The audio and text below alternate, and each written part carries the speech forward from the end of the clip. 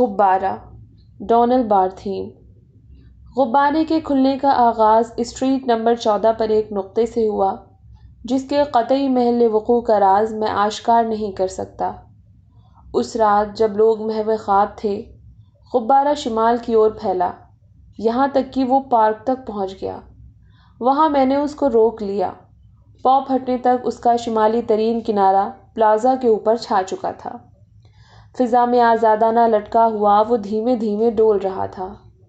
اس کے اوپر اٹھنے کے عمل میں جب کوئی شے، حتیٰ کہ درخت بھی آڑے آئے تو میری طبیعت ہلکی سی مکدر ہوئی۔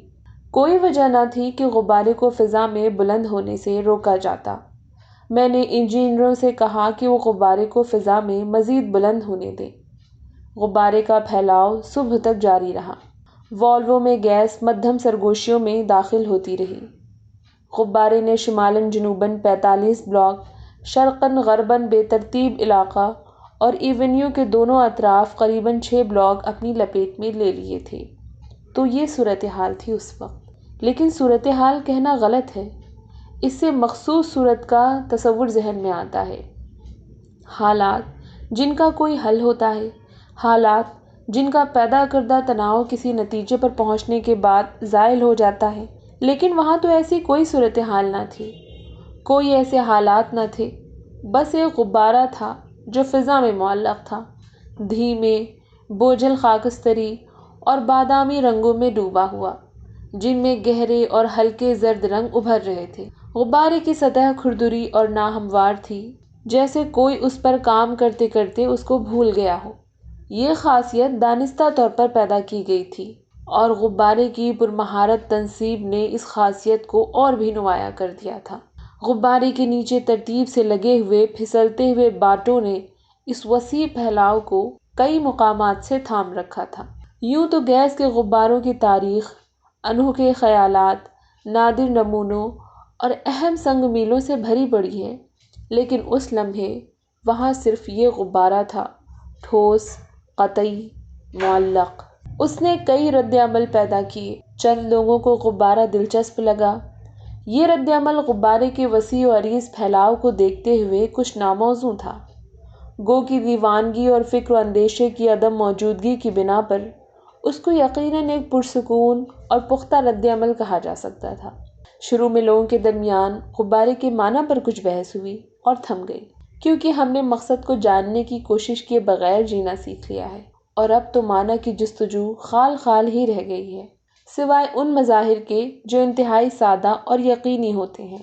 اس بات پر اتفاق رائے تھا کہ غبارے کے معنی حتمی طور پر معلوم نہیں ہو سکتے، لہٰذا اس پر طویل بحثوں میں الجھنا فضول ہے، یا کم از کم یہ بحث ان لوگوں کے عمل سے کم کارآمد تھی جو سبز اور نیلے کاغذ کی پتیاں گلی کوچوں میں لگاتے ہیں، یا جو دیواروں پر پیغام لکھ لکھ کر ملاقاتوں اور غیر فطری افعال کے لیے اپنی دستیابی کا اعلان کرتے ہیں۔ چند کھلنڈرے بچے اچھل اچھل کر غبارے کو اس جگہ سے چھو لینے کی کوشش کر رہے تھے جہاں غبارہ عمارت کی سطح کے بالکل قریب تھا، یہاں تک کہ غبارے اور عمارت میں چند انچ کا فاصلہ رہ گیا تھا اور دونوں یکجان نظر آتے تھے۔ غبارے کی اوپری سطح اس طرح بنائی گئی تھی کہ ایک منظر سا ابھرا آیا تھا، چھوٹی چھوٹی وادیاں، ٹیلے اور نشیب و فراز۔ غبارے کے اوپر چڑھ کر اس وادی کی سیر ممکن تھی، ڈھلوان سطح پر دوڑ کا لطف اٹھایا جا سکتا تھا، ایک ٹیلے سے دوسرے ٹیلے پر زقند بھری جا سکتی تھی، تنی ہوئی اس وادی میں آپ گیند کی طرح ٹپے کھا سکتے تھے، یا اگر آپ کا دل چاہتا تو لڑھک سکتے تھے۔ غبارے کے اوپر مختلف حرکات کے یہ امکانات بچوں کے لیے کافی سنسنی خیز تھے، کیونکہ وہ شہر کی سخت اور چٹیل سطح کے عادی تھے، لیکن غبارے کا مقصد بچوں کی تفریح تباہ نہ تھا۔ ان لوگوں کی تعداد، بچے اور بڑے سب ملا کر، جنہوں نے غبارے کی سطح پر حرکات کے ان مواقع کا فائدہ اٹھایا، اتنی زیادہ نہ تھی جتنا کہ ہو سکتی تھی۔ ایک خاص قسم کی جھجک غبارے پر، عدم اعتماد، اس کے علاوہ غبارے سے ایک طرح کا بیر، کیونکہ ہم نے وہ پمپ چھپا دیے تھے جن سے غبارے کے اندر ہیلیم بھری گئی تھی، اور پھر اس کا پھیلاؤ اتنا زیادہ تھا کہ حکام داخلے کے مقام کا کھوج نہ لگا سکتے تھے، یعنی اس مقام کا جہاں سے غبارے میں گیس بھری گئی تھی۔ شہر کے حکام جن کے دائرۂ کار میں اس غبارے کا ظہور ہوا تھا جھنجھلاہٹ کا شکار تھے۔ غبارے کی بے مقصدیت نے انہیں بے چینی میں ڈال دیا تھا، اور پھر یہ امر کہ وہ وہاں موجود تھا۔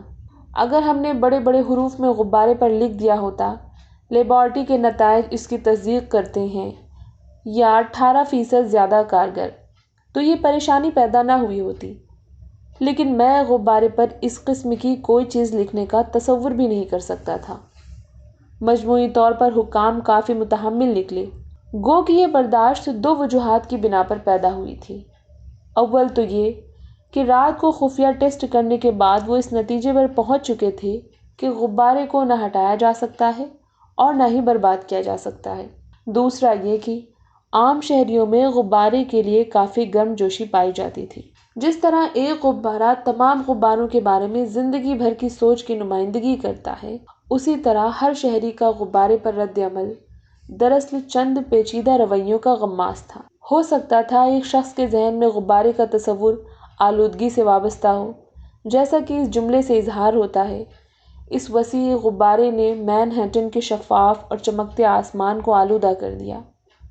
اس شخص کے خیال میں غبارہ ایک طرح کی عیاری تھی جو لوگوں اور ان کے آسمان کے درمیان حائل ہو گئی تھی، لیکن در حقیقت وہ جنوری کا مہینہ تھا۔ آسمان کوہر سے گھرا ہوا تاریک اور بدنما ہو رہا تھا۔ وہ آسمان ایسا نہ تھا کہ آپ کا دل چاہے کھلی زمین پر لیٹ کر مسرت سے اس کو تکیں۔ غبارے کا اندرونی حصہ دل فریب تھا۔ اس کے بوجھل سلیٹی اور خاکستری رنگ اخروٹی اور پیلے ملائم رنگوں میں ابھر رہے تھے، لہٰذا گو کہ وہ شخص آلودگی کے بارے میں سوچ سکتا تھا، اس کے ذہن میں ایک پرلطف ادراک کی آمیزش ہوتی، ایسا ادراک جو اس کے پہلے خیال سے دست و گریباں ہو رہا تھا۔ دوسرے شخص کے لیے غبارے کا ظہور ایک غیر متوقع انعام کے مانند ہو سکتا تھا۔ مثلاً آپ کا افسر آپ کے کمرے میں داخل ہو کر اچانک کہے: ہنری، یہ لو، اس لفافے میں تمہارے لیے روپے ہیں، کیونکہ ہماری کمپنی دن رات ترقی کر رہی ہے، اور جس ادا سے تم گلدان میں لگے پھولوں کو مسلتے ہو مجھے بے حد پسند ہے، بلکہ میں سمجھتا ہوں اگر تم ان پھولوں کو نہ مسلو تو شاید ہمارا بزنس اتنا عمدہ نہ چلے۔ اس شخص کے لیے غبارہ ایک شاندار اور جرأت آمیز تجربہ تھا، گو کہ ایسا تجربہ جس کو صحیح طور پر سمجھا نہ گیا ہو۔ ایک اور شخص کہہ سکتا تھا کہ مثال کے بغیر شبہ ہے کہ موجودہ صورت میں پایا جاتا ہے۔ کئی لوگ اس سے متفق ہوتے اور بہت سے لوگوں کو اس کی بات سے اختلاف ہو سکتا تھا۔ پھیلنا اور منڈلانا، خواب اور ذمہ داری جیسے تصورات متعارف ہوئے۔ کچھ لوگ طویل تخیلات کے تانے بانے بننے میں مصروف ہو گئے، تخیلات جن کا تعلق غبارے میں خود کو گم کر دینے یا سمو دینے سے تھا۔ ان خواہشات کا ذاتی پہلو، ان کا منبع انسانی شخصیات کی انجانی عمیق گہرائیوں میں دفن تھا، لہٰذا ان خواہشات کا برملا اظہار نہ ہونے پایا۔ لیکن اس بات کے شواہد موجود تھے کہ یہ خواہشات عام تھیں۔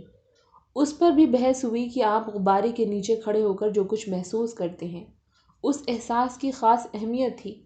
کچھ لوگوں نے کہا کہ غبارے کے نیچے انہیں تحفظ اور گرمائی کا ایسا انوکھا احساس ہوا جو انہیں زندگی میں پہلے کبھی نہیں ہوا تھا، جبکہ غبارے کے دشمنوں نے ایک طرح کی بوجھل اور جکڑے جانے کی سی کیفیت کا اظہار کیا۔ تنقیدی آراء میں اختلاف پایا جاتا تھا۔ ہولناک بوچھار، بربط روحانی مسرت، بڑے چوکور کونے، تاریک حصوں سے کچھ متضاد، دقیانوسی انتخابیت جو اب تک غباروں کے نمونوں پر حاوی ہے، غیر معمولی قوت، نرم گرم خوابیدہ گزرگاہیں، کیا وحدت کو وسعت پر قربان کر دیا گیا ہے، تباہی کا پیش خیمہ چباتا ہوا۔ لوگوں نے ایک خاص طریقے سے غبارے کے ذریعے مقامات کا تعین کرنا شروع کر دیا۔ میں وہاں ملوں گا جہاں وہ 47واں اسٹریٹ پر فٹ پاتھ تک اتر آیا ہے۔ آلامو چلی ہاؤس کے نزدیک ہم اس کے اوپر جا کر کیوں نہ کھڑے ہو جائیں تازہ ہوا کھانے، بلکہ چہل قدمی بھی کر سکتے ہیں، جہاں پر یہ ماڈرن آرٹ گیلری کے چھجے سے تنی ہوئی کمان کی طرح لگا ہوا ہے۔ جہاں ایک سطح دوسری سطح کو کاٹتی تھی وہاں اضافی موڑ نکل آئے تھے۔ ان مقامات پر وقتی طور پر راستے سے کھل جاتے تھے، نرم گرم خوابیدہ گزرگاہوں کے علاوہ، لیکن انہیں اضافی موڑ کہنا غلط ہے۔ ہر موڑ اپنی جگہ اہم تھا اور نظر انداز نہ کیا جا سکتا تھا۔ کسی موڑ پر غبارے کے غبارے سے اتصال تھا، کہیں غبارے کا انسان سے ملاپ اور کہیں غبارے کا عمارت سے وصل۔ خیال تھا کہ غبارے کا جو پہلو پسند کیا گیا وہ اس کی لامتناہیت تھی، اس کی حد متعین نہ تھی۔ کبھی کبھار کوئی پھولا ہوا آبلہ نما حصہ خود بخود تیرتا ہوا مشرق کی اور دریا کی جانب نکل جاتا، جیسا کہ فوج کی حرکت میدان جنگ سے دور ہیڈ کوارٹر میں نقشے پر نظر آتی ہے۔ پھر وہ حصہ دوبارہ اپنی جگہ آ جاتا، گویا کہ اسے واپس دھکیل دیا گیا ہو، یا پھر وہ حصہ ایک نئی صورت میں ڈھل جاتا، نئی آماج گاہ تلاش کر لیتا اور اگلی صبح غائب ہو چکا ہوتا۔ غبارے کی یہ خاصیت اپنی ماہیت بدلنا، تبدیل ہونا لوگوں کے لیے بے حد خوشکن تھی، کیونکہ ان کی کمی اپنی زندگیاں بے لوچ کڑے سانچوں میں ڈھلی ہوئی تھی۔ ان کے لیے تغیر ایک ایسی آرزو کی مانند تھا جس کو وہ پا نہ سکتے تھے۔ 22ویں دن ہمارے قدموں تلے کنکریٹ کے فٹ پاتھ پر بنے ہوئے قطعی اور یکساں مستطیلوں کے برعکس غبارے کا بے ترتیب وجود ذات کی گمشدگی کا امکان پیش کرنے لگا۔ مشینوں کی بڑھتی ہوئی اہمیت نے مخصوص تربیت کی میعاد اور طویل سپردگی کی ضرورت کا احساس بڑھا دیا ہے۔